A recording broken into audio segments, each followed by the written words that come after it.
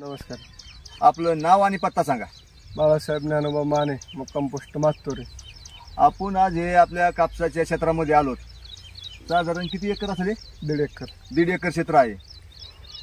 याच्यामध्ये तुम्ही आपण धन्वंतरी कंपनीचं RPS 76 आणि बीज प्रक्रिया केलेली आहे. बीज प्रक्रिया केली. नंतर काय काय केलं तुम्ही तुमच्या तोंडाने? 3 फवारणी केल्या RPS 76 घेऊन 50-50 मिली घेऊन 50-50 मिली घेऊन 3 फवारणी केलं फक्त. तर तुम्हाला यात काय बदल दिसला? दोडी पोसायला मदत होते, थोडं दाट वाटतं. दोडी पोसायला. आणि नंतर फुटवे पण भरपूर आहे. ठीक आहे, त्याचं अंतर पण कमी आहे. अंतर पण कमी आहे. माल पण असा लागलाय. पाते पण जास्त आहे. तर एका फांदीला आपण मोजून घेऊ. 1 2 3 4 5 6 7 8. एका फळ फांदीला 5 दोड्या आणि 8 पाती येतं.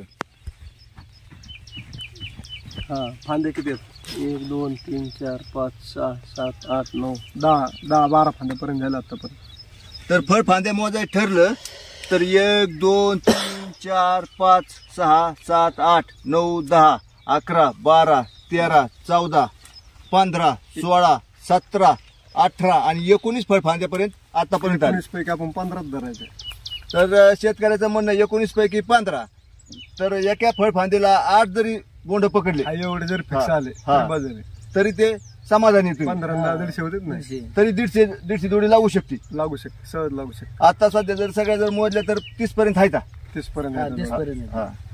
तर तुम्ही या धन्वंतरीच्या प्रॉडक्ट बद्दल समाधानी आहात?